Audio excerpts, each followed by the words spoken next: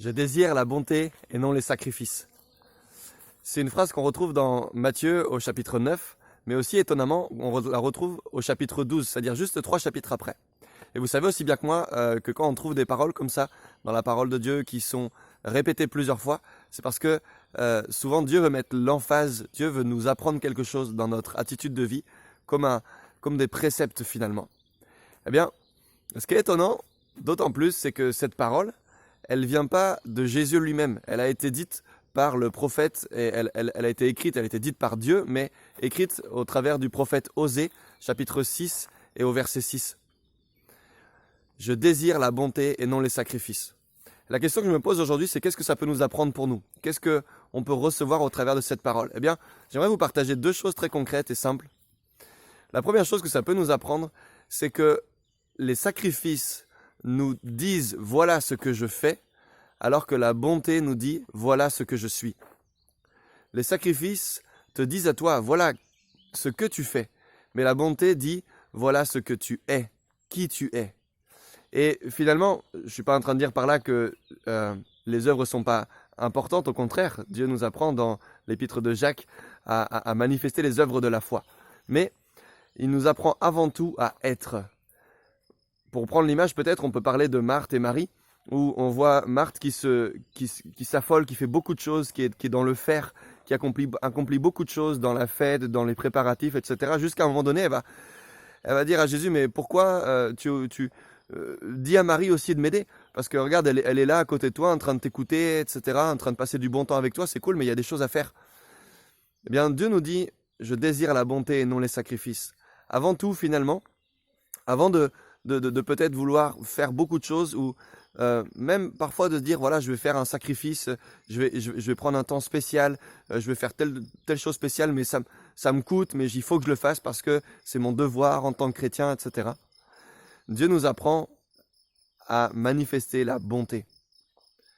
Je désire la bonté et non les sacrifices. Vous savez pourquoi? Parce que finalement je crois que il y a une raison principale à ça, c'est que les sacrifices peuvent se faire sans amour. On peut manifester un sacrifice, on peut faire quelque chose, faire un effort. On peut peut-être faire le sacrifice d'une soirée, d'une journée, d'argent, de tout un tas de choses. On peut faire des sacrifices, mais finalement sans avoir d'amour derrière. Alors que la bonté, elle ne peut pas se manifester sans sacrifice, sans amour, pardon. Elle ne peut pas se manifester sans amour. Et Dieu, ce qu'il cherche avant tout de nous, c'est que nous puissions l'aimer, que nous puissions manifester notre amour. Je désire la bonté et non le sacrifice parce que, premièrement, les sacrifices nous disent ce que je fais, mais la bonté me dit qui je suis en Christ. Et deuxièmement, on pourrait partager aussi autour de cette parole de Jésus qui a été citée par Osée également. Je désire la bonté et non les sacrifices. Est-ce que, au travers de ça, peut-être, Dieu ne veut pas nous apprendre quelque chose de tellement beau? Le sacrifice nous manifeste la louange, nous parle de la louange, de l'adoration. À l'époque, en tout cas, il y avait les sacrifices d'expiation, les sacrifices de pardon des péchés, mais il y avait aussi les sacrifices pour finalement adorer Dieu, pour louer Dieu. Et Dieu veut peut-être nous dire au travers de ça, je désire la bonté et non les sacrifices.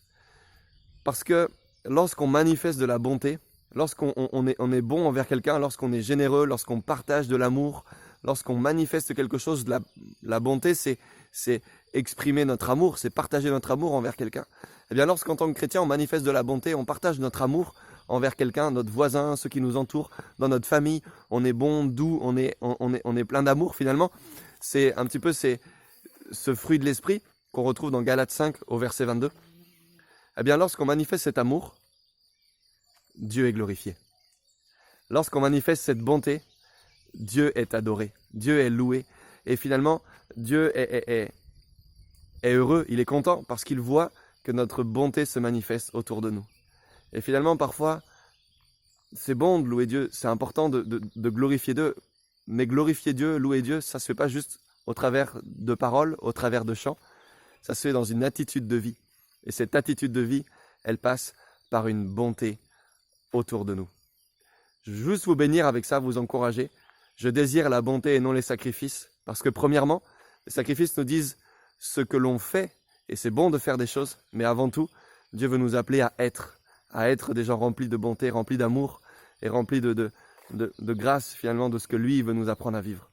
Et deuxièmement, je désire la bonté et non les sacrifices parce que Dieu m'appelle à le glorifier au travers de mon attitude de bonté, au travers d'une attitude de générosité, au travers d'une attitude pleine de grâce, pleine de paix, pleine d'amour finalement autour de moi, la bonté incarnée.